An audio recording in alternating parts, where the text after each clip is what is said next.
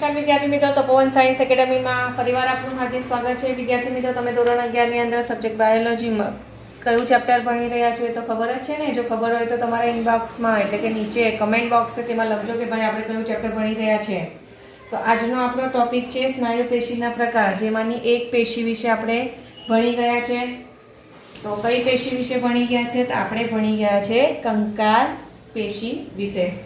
વિદ્યાર્થી મિત્રો, જો કહો તમારે કમેન્ટ સેક્શનમાં કયું ચેપ્ટર ભણી રહ્યા છે લખવાની જરૂર નથી. તો હવે આજે આપણે આજના લેક્ચરમાં જે બે સ્નાયુ પેશી બાકી રહી ગઈ છે તેના વિશે ભણીશું. તો સૌથી પહેલા આપણે શરૂઆત કરીશું સરળ સ્નાયુ પેશી. સરળ સ્નાયુ પેશી કે જેને અરેખિત સ્નાયુ પેશી પણ કહેવામાં આવે છે. શું કહેવામાં આવે છે વિદ્યાર્થી મિત્રો? અરેખિત સ્નાયુ પેશી પણ કહેવામાં આવે છે. હવે અરેખિત સ્નાયુ પેશી કહેવામાં આવે છે તો હવે ભાઈ આ ક્યાં જોવા મળે છે? તો સરળ સ્નાયુ પેશી જે છે તે જઠર, રુધિરવાહિનીઓ તેમજ આંતરડા જેવા કોષ્ટાંતર અંગોમાં જોવા મળે છે. કોષ્ટાંતર અંગો એટલે શું કહેવાય ખબર? હવે ધારો કે હવે આપણે આ જઠર દોરીએ તો જઠર અંદરથી કેવું હોય છે? પોલું. રુધિરવાહિનીઓ દોરીએ તો રુધિરવાહિનીઓ વચ્ચેથી કેવું હોય છે? પોલું. એવી રીતે સેમ આંતરડા દોરીએ તો આંતરડા વચ્ચેથી કેવા હોય છે? પોલા હોય છે. તેને શું કહેવાય? કોષ્ટાંતર અંગો કહેવામાં આવે છે. તો ક્યાં જોવા મળે? જઠર, રુધિરવાહિનીઓ અને આંતરડા જેવા કોષ્ટાંતર અંગોમાં જોવા મળે છે. હવે એની રચના વિશે વાત કરીએ તો એની જો રચના વિશે વાત કરીએ તો તેના સ્નાયુ તંતુ કેવા હોય છે? તો ત્રાક આકારના હોય છે. તો તમને આકૃતિ દોરીને દર્શાવો તો આવી રીતે એના સ્નાયુ તંતુ જે છે તે આવી રીતે ત્રાક આકારના હોય છે. આને શું કહેવાશે? તો આને વિદ્યાર્થી મિત્રો આને શું કહેવામાં આવે? તો આને સ્નાયુ તંતુ કહેવામાં આવે છે. એટલે કે આ સરળ સ્નાયુ પેશી છે કે જેની અંદર આવી રીતે ત્રાક આકારના સ્નાયુ તંતુ આવેલા હોય છે. તો હવે જો છે ને અનિયમિત આકારના છે, ત્રાક આકારના, તો કેવી રીતે રેખામાં તો ગોઠવાયેલા નથી. તો એને શું કહેવાય? અરેખિત કહેવામાં આવે છે. આવી રીતે બી ઘણી વાર ગોઠવાયેલા હોય છે. આવી રીતે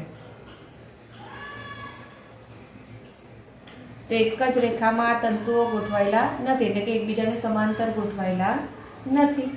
બરાબર ને? એટલે શું કહેવાય? સ્નાયુ તંતુ કેવા છે? ત્રાક આકારના છે. અને સ્નાયુ તંતુ કે જેમાં વચ્ચે પહોળા ભાગમાં એક જ કોષ કેન્દ્ર આવેલું છે. શું આવેલું છે?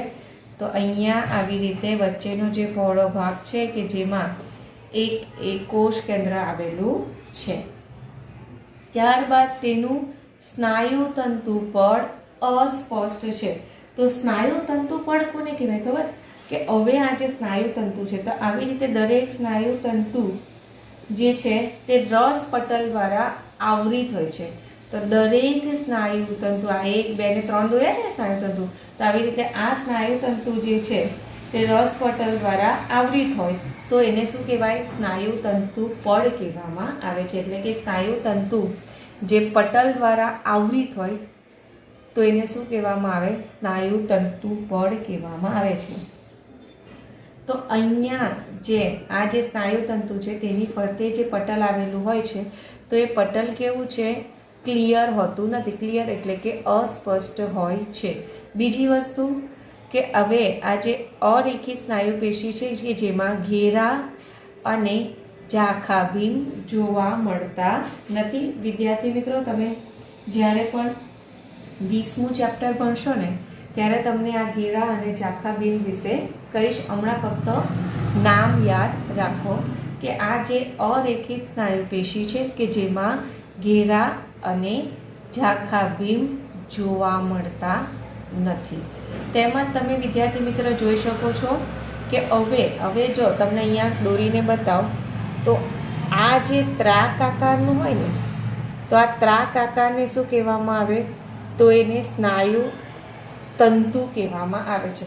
હવે આ ત્રાક આકારની અંદર જે તંતુઓ ગોઠવાયેલા હોય ને, હવે આ ત્રાક આકાર છે ધારો કે, તો આ ત્રાક આકારની અંદર હવે કહેશો ટીચર તમે તો માછલી દોરી કાઢી, તો હવે આ ત્રાક આકારનો સ્નાયુ તંતુ છે કે જેની અંદર આવી રીતે સ્નાયુ તંતુકો ગોઠવાયેલા હોય છે.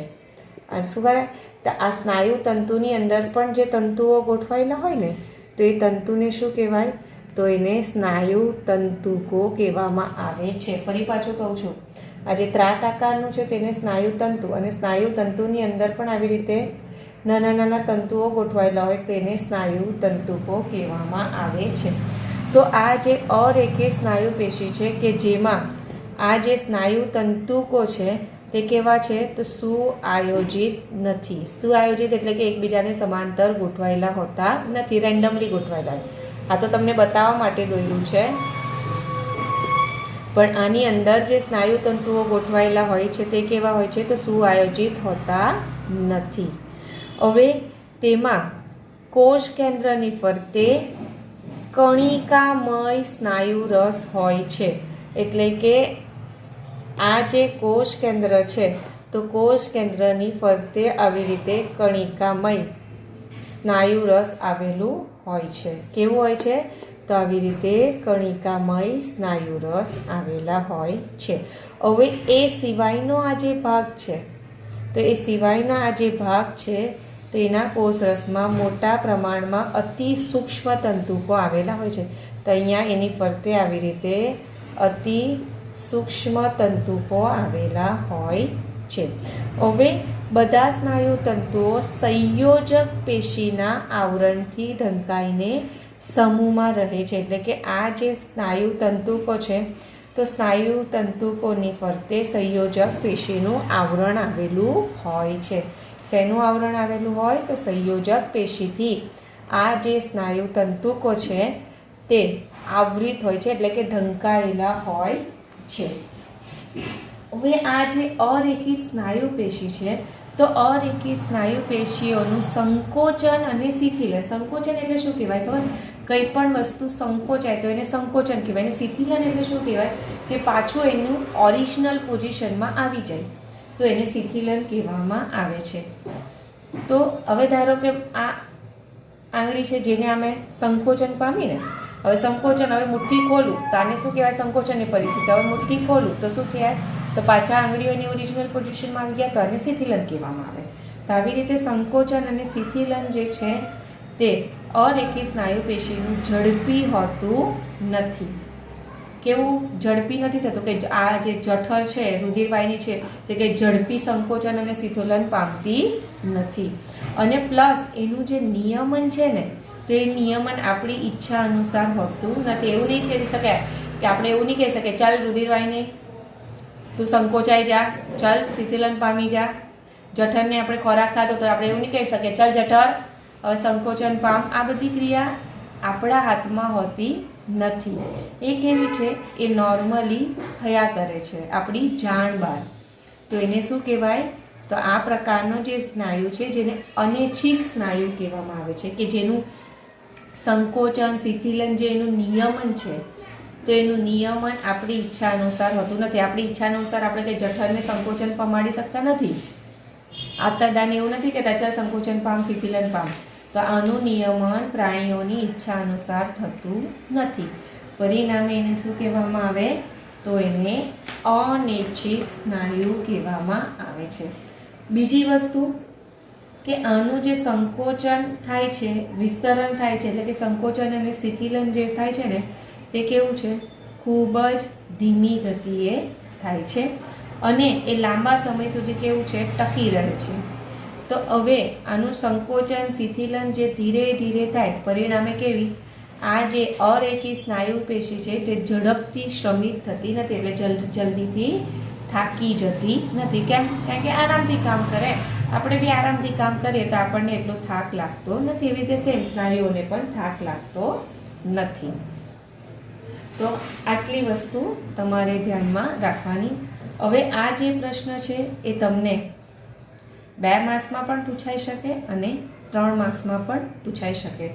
હવે આમાં એક ટ્વિસ્ટ કરીને તમને પ્રશ્ન એ રીતે પૂછાઈ શકે કે અરેખિત સ્નાયુ પેશી વિશે માહિતી આપો.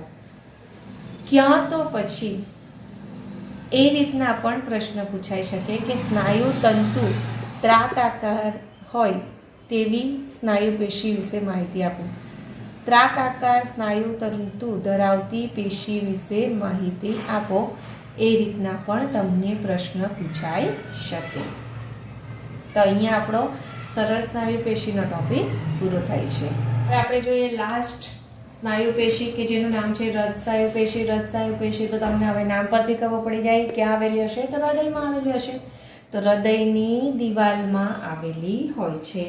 કે હવે આ જે હૃદ સ્નાયુ પેશી છે કે જેને ઇંગ્લિશમાં કાર્ડિયાક મસલ કહેવામાં આવે છે. તો હવે નામ પરથી તમને ઇઝીલી જ ખબર પડી ગઈ હશે. પ્લસ હવે આ જે હૃદ સ્નાયુ પેશી છે કે જે સંકોચનશીલ પેશી છે. કેમ? કારણ કે આપણું હાર્ટ તે સતત જ સંકોચાય, 24 કલાક બિચારું કામ કરે ને, તમને તો ખબર જ છે. જો 1 સેકન્ડ બી હાર્ટ ધબકવાનું છોડી દે તો શું થશે? તો સજીવ મૃત્યુ પામે. એટલે એને કીધેલું છે કે શું થશે? કર્ણક અને શેપકનું સંકોચન થાય છે અને વિકોચન થાય છે. ત્યારે રીતે સતત સંકોચન અને વિકોચન થયા કરે છે. પરિણામે એને શું કહેવામાં આવે છે? તો એને સંકોચનશીલ પેશી કહેવામાં આવે છે. હવે સ્નાયુ પેશીની વાત કરીએ તો પેશી શેની બનેલી હોય? તો કોષોની બનેલી હોય છે ને. તો એવી રીતે હૃદ સ્નાયુ પેશીના કોષો કોષીય જોડાણ દ્વારા કોષ રસ પટલ વડે એકરૂપ થઈને ચોટેલા હોય છે. એટલે કે તમને આકૃતિ કરતાં તમને બીજી રીતે સમજાવું તો ધારો કે આ હૃદ સ્નાયુ પેશીના કોષો છે, બરાબર? તો એ કોષો જે છે તે શું ધરાવે છે? કોષીય જોડાણ ધરાવે છે. શું ધરાવે છે? તો કોષો જે છે તે એકબીજા સાથે જોડાણ ધરાવે છે. તો આ જે હૃદ સ્નાયુ પેશીના જે કોષો છે તે એકબીજા સાથે કોષીય જોડાણ ધરાવે છે અને એની ફરતે કોષરસ પટલ આવેલું હોય છે. આ જે સેન્ટેન્સ છે તેનો કહેવાનો મતલબ એ જ છે કે હૃદ સ્નાયુ પેશીમાં આવેલા જે કોષો છે તે એકબીજા સાથે જોડાયેલા છે અને એમની ફરતે કોષરસ પટલ આવેલું હોય છે. હવે સંચાર સંધિ કે જેને અધિબિંબ કહેવામાં આવે છે. એને શું કહેવામાં આવે છે? તો એને અધિબિંબ કહેવામાં આવે છે. સંચાર સંધિના કેટલાક જોડાણ બિંદુઓ કોષોને એકમ સ્વરૂપે સંકોચન કરે છે. એટલે કે જ્યારે એક કોષ સંકોચન માટે સંકેત ગ્રહણ કરશે ત્યારે બીજો નજીકનો કોષ પણ સંકોચન પ્રેરિત થાય છે. તો અહીંયા તમને બતાવેલું છે, જો આ બ્લુ કલરથી બધે મેં લાઈન દોરેલી છે, તો એકચ્યુઅલી એ શું છે? તો નજીકના કોષો વચ્ચેનું જંક્શન કે જેને સંધિ કહેવામાં આવે છે. શું કહેવામાં આવે? એટલે કે હવે આ એક કોષ છે અને આ 2 કોષ છે. તો આ 2 કોષ વચ્ચે જે આ જંક્શન છે તો એને શું કહેવામાં આવે છે? તો એને સંધિ કહેવામાં આવે છે. તો હવે જો આ એક કોષ એટલે કે આ એક કોષ જો સંકોચન માટેનો સંકેત ગ્રહણ કરે, આ એક કોષ જો સંકોચન માટેનો સંકેત ગ્રહણ કરે તો સાથે સાથે આ બીજા કોષને પણ એ સંકેત મળી જ જાય છે અને બંને કોષ જે છે તે સાથે જ સંકોચન પામશે. એવું નથી થતું હૃદ સ્નાયુ પેશીમાં કે જ્યારે આ સંકોચન પામશે પછી આ સંકોચન પામે, એવું નથી હોતું. બધા એકરૂપ જ, એટલે કે એક જ સાથે સંકોચન પામશે અને એક જ સાથે વિકોચન થાય છે. તો અહીંયા તમને બતાવું તો આ જે છે આ બ્લુ કલરના દોરેલા છે તેને શું કહેવામાં આવે છે? તો એને સંચાર સંધિ કહેવામાં આવે છે. તો હવે ધારો કે આ એક કોષ સંકોચન માટેને સંકેત ગ્રહણ કરશે તો એની સાથે સાથે આ બીજો કોષ જે નજીકનો છે તે પણ શું થાય છે? પ્રેરિત થઈ જાય છે અને સંકોચન એટલે કે ઉત્તેજના ગ્રહણ કરશે અને એ પણ સંકોચન પામશે. એટલે કે આ બધા જે કોષો છે તે કોષીય જોડાણથી જોડાયેલા છે. તો પરિણામે એની વચ્ચે આ જે જંક્શન આવેલું હોય છે તો એ જંક્શનને શું કહેવાય છે? તો સંધિ કહેવામાં આવે છે. તો આ જંક્શન એટલે કે 2 કોષો છે, બરાબર? તો અહીંયા શું કીધેલું છે? કેટલાક જોડાણ બિંદુ, કેટલાક કોષો છે. તો દરેક કોષ નહીં, પણ અહીંયા શું લખેલું છે? સંચાર સંધિ અધિબિંબના કેટલાક જોડાણ બિંદુઓ કોષોને એકમ રૂપે સંકોચન કરે છે. એટલે કે કોષોની વચ્ચે આવી રીતે સંધિ આવેલી હોય છે. 2 કોષ છે તો 2 કોષની વચ્ચે જે જોડાણ થયેલું હોય છે તો ત્યાં શું આવેલું હોય છે? ત્યાં આવી રીતે સંચાર સંધિ આવેલી હોય છે. પરિણામે એક કોષ જો સંકોચન માટે ઉત્તેજિત થાય તો આપોઆપ એની નજીક આવેલો બીજો કોષ પણ સંકોચન માટે ઉત્તેજિત થાય છે. પરિણામ સ્વરૂપ બધા જ કોષો એક સાથે જ સંકોચન પામે છે. તો અહીંયા આપણું જે સ્નાયુ પેશી છે તે ટોપિક પૂરો થાય છે. હવે આપણે આપણા નેક્સ્ટ લેક્ચરમાં શરૂઆત કરીશું જુદા જુદા પ્રાણીઓની આંતરિક તેમજ બાહ્ય રચના વિશે.